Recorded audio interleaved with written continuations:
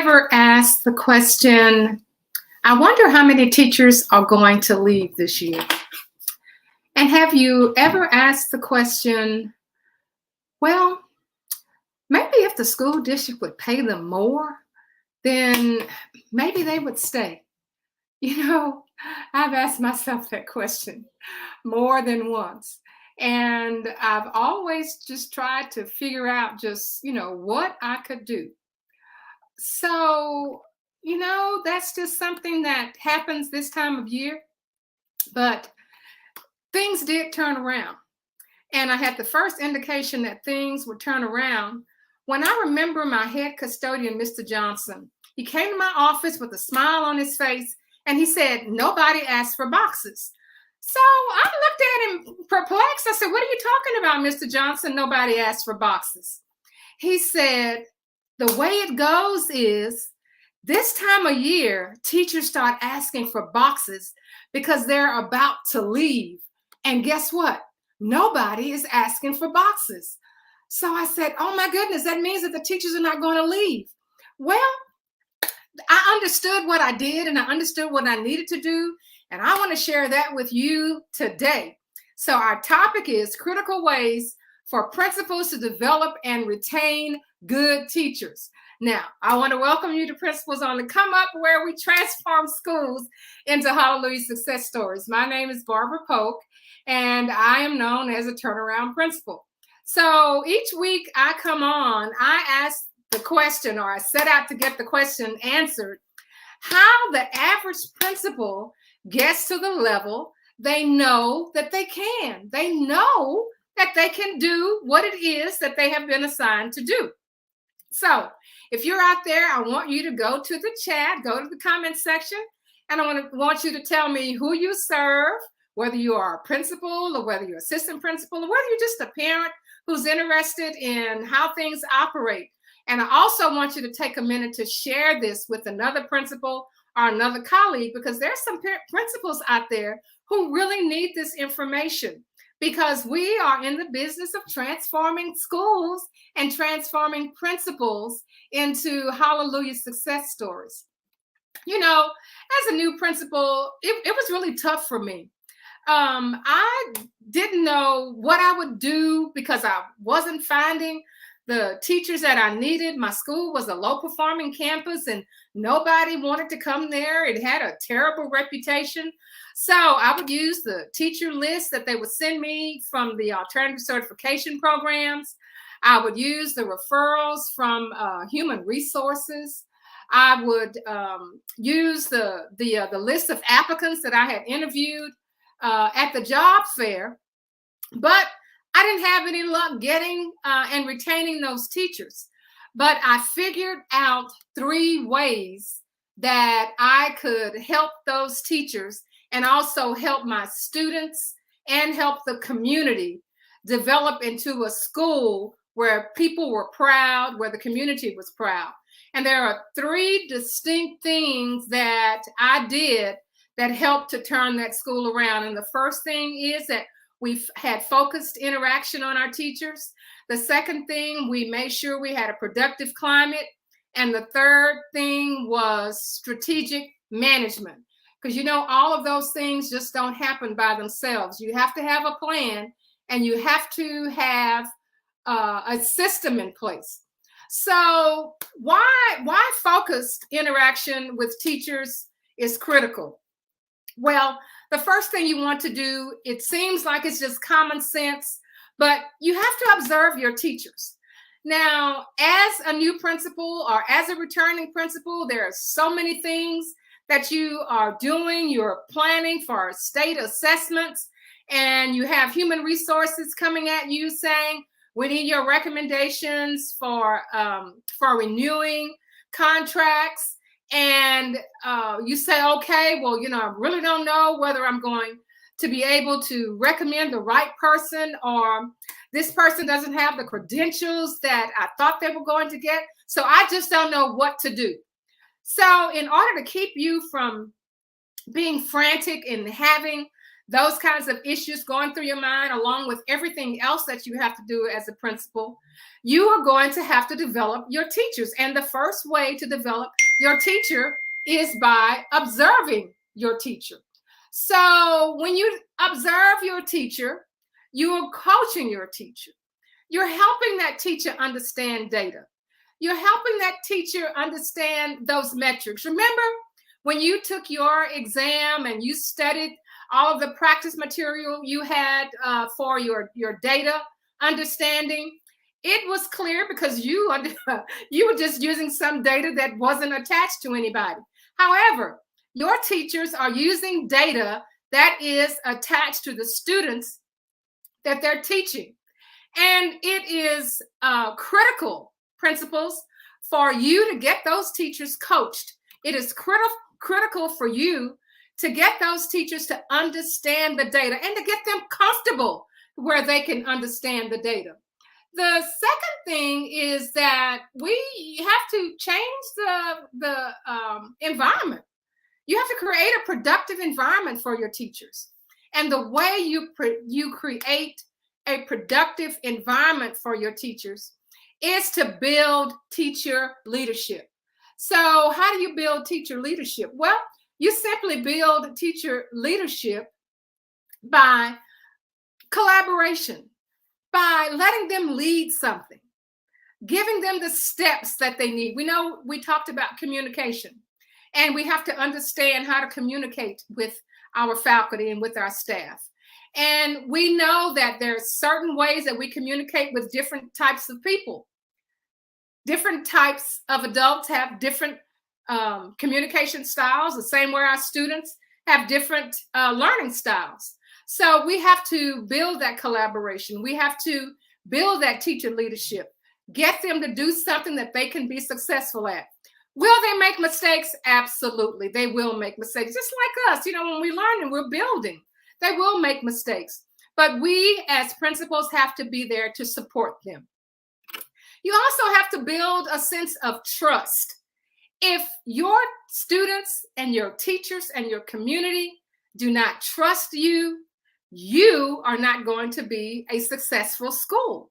You have to build a sense of trust. If you say you're going to do something, do it.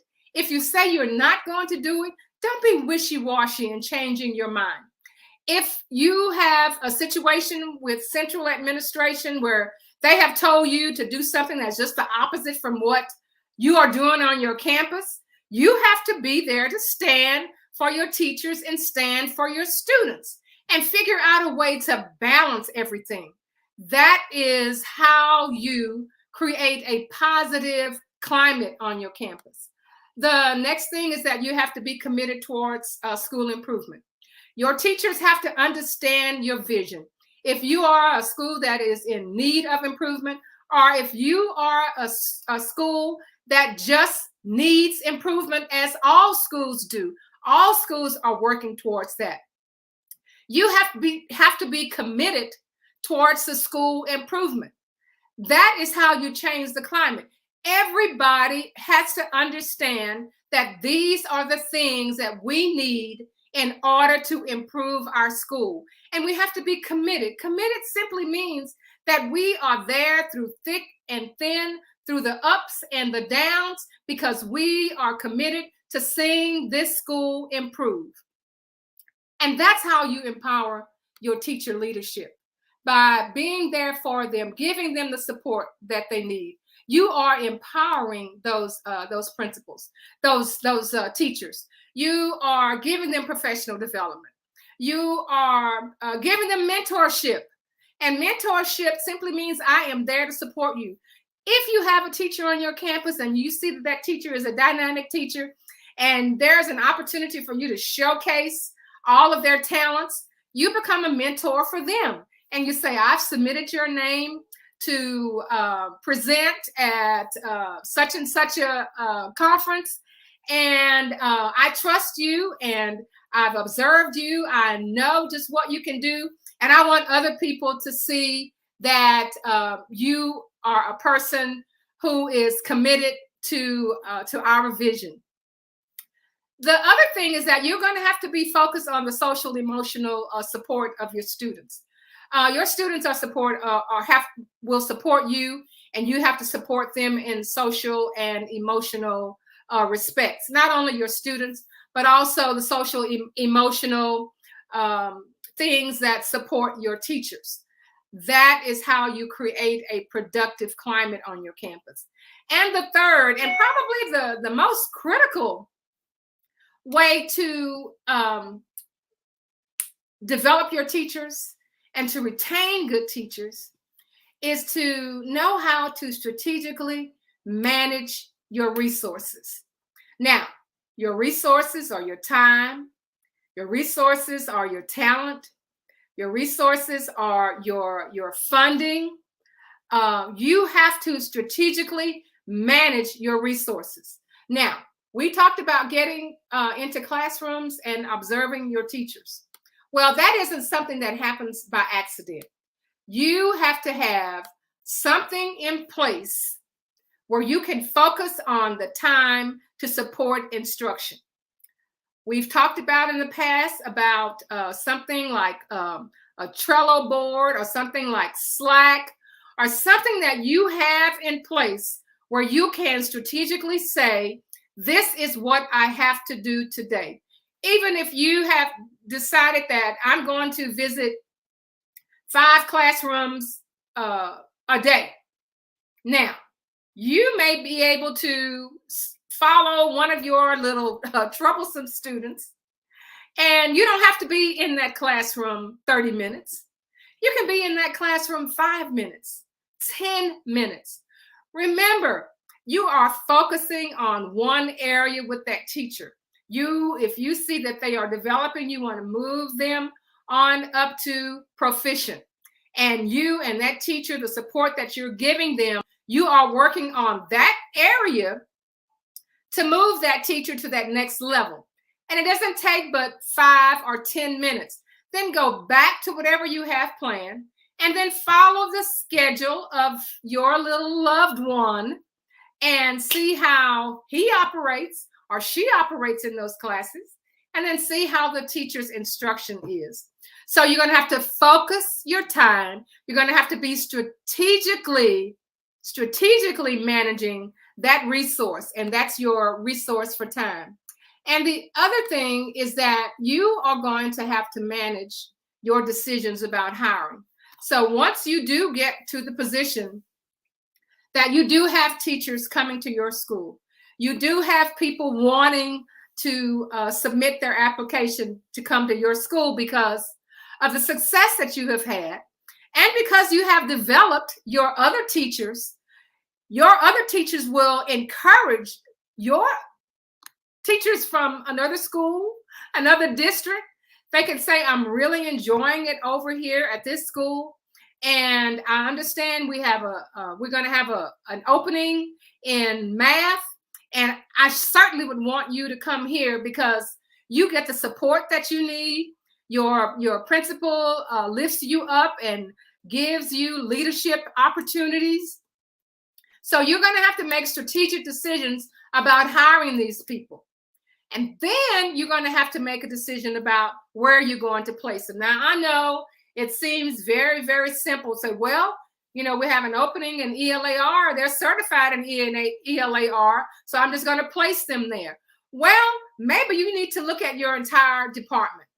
Maybe you need to make some changes from 6th grade to 7th grade or 8th grade. You're going to have to be strategic with that. And principals, you cannot make this decision alone. You cannot make the decision alone. You are going to have to meet with the leadership team that you have developed, and you're going to have to trust your people. Trust your people. That's the way you keep your good teachers on your campus. That's how you develop your good teachers. Do and show them that you trust them. And that is how you retain your teachers. There was a story of a teacher who was already assigned to the school before I got there, and she was an ELA teacher. And because we had collaborations, because we had discussions on the campus, We found out that she was tutoring her kids with ELA and also in math. And we found out that she was an excellent math teacher. Well, you know, as things would happen when you're in a school that, you know, is building its way up, sometimes, you know, you get people to leave during the beginning of the school year and you're just in a position of, well, I don't know where I'm going to get somebody to teach that class. So this teacher, we looked at moving her from ELA to math, and she had to do it over the weekend. And you say, oh my God, did that teacher just get very upset and very, besides herself because you told her to do that? Well, you see, the thing is, when you are developing teachers, the word gets around that you're not being mean to them. The word gets around that we have a vision where we want to improve our students. We want to improve our test scores. And if you have developed your teacher will say, you know, I do think I can make an impact in math better than what I am in ELA. ELA is good. ELA, you know, the ELA department is good. The scores are coming up, but that math is just kicking us in the butt. And you are the one that we chose. And you embrace the change. You give that teacher all the support that they need. You surround them with any type of instructional support that they may need. And that teacher today, as a matter of fact, is still a math teacher, and she is an excellent teacher. The last and one of the most important things when you are making strategic decisions about hiring and placing and retaining your teachers is that this little bit of information may save you in the long run. Sometimes when you're a new principal and you get a teacher in and you are looking at the resume, but you are not looking at how that teacher is certified, whether that teacher is certified and you can renew them the next year with no problem, or if that teacher is certified and you have to go through a process where you have to document them out of that position, you have to be strategic about whether you want to retain that teacher or whether you want to recommend that teacher for non-renewal. And that happens. That's just all a part of the business. But also remember, principals, that we are not in the business of getting rid of teachers. We are in the business of growing teachers. You know, it takes 1 to 5 years to develop a teacher. And if a teacher is struggling at the beginning, then it is incumbent upon us to provide them the kind of support that they need. I know you can give me all sorts of stories of teachers who, if they were just given a chance, if they would just be given the support, that they would have turned into an excellent teacher. But they weren't given the support. They weren't given the opportunity to have any leadership responsibilities. There was no collaboration. There was no one there to support them. The final thing, if you are a principal and you are in a school that is in need of improvement, or you are in an urban school, or you are in a rural school, then your next strategic move is your permanent substitute teachers. Now, everybody is pulling for and trying to find good permanent substitute teachers. We had problems getting permanent substitute teachers before the pandemic. So you know that it is tough right now. What's so strategic about that is that we need to recognize our substitute teachers and support them and give them everything they need to be a good teacher, the same way we would as a certified teacher. We know the reality is that we may not get another teacher. We have this permanent substitute teacher. We're going to give this permanent substitute all the support they need. We're going to let them know at the end of the school year whether their position is going to be filled and whether you have a good feeling that that position is going to be filled. Because remember, during the summertime, those people, unless they get a chance to work during the summer, they have to go and get a second job or a third job to make up for the pay that they're not getting when school is out. They have to have some sense of knowing that it's a great possibility that I'll be back at that school to substitute in a permanent position. And also, substitutes know at any time I may be moved once a certified teacher comes and they want to hire a person in that position. That is strategic. That is something that you're going to have to learn how to manage as a principal. And once you learn how to focus your interactions with your teachers by observing them and giving them the support, and once you are creating the kind of environment where they trust you, where everybody's on the same accord with your vision, and once you are strategic with managing your resources, you will see that you will be the principal that everyone goes to or everyone wants to work under, because you develop them and they are the teachers that you know that you can retain. So what I want you to do this week, my challenge for you principals, is for you to focus your time on helping teachers understand and use their data for instruction. Don't assume that they understand. I know we're in testing mode. I know we're in tutorial and we're in intervention. Focus on your time on helping the teachers understand and then using that data for their instruction. So they can take that information, take that data, bring that to the PLCs and have your instructional coach, or if you don't have an instructional coach, have someone there who understands the data, who can be right there helping your teacher. Don't assume that they know anything. Have your environment where they will feel comfortable and they will feel safe to know that they will get the support that they need in this critical time of preparing for testing. So what I also want to tell you is that if you are not a member of Principals on the Come Up, what are you waiting for? Or if you are a member of Principals on the Come Up, just go to that plus button and you can invite your colleagues, you can invite your teachers, your principals to come on and join Principals on the Come Up. Look at the link, hit the link, and so you can share the resources and be a part of our community. So as we close today, remember, we're Principals on the Come Up, where we transform schools into hallelujah success stories. We'll see you next time.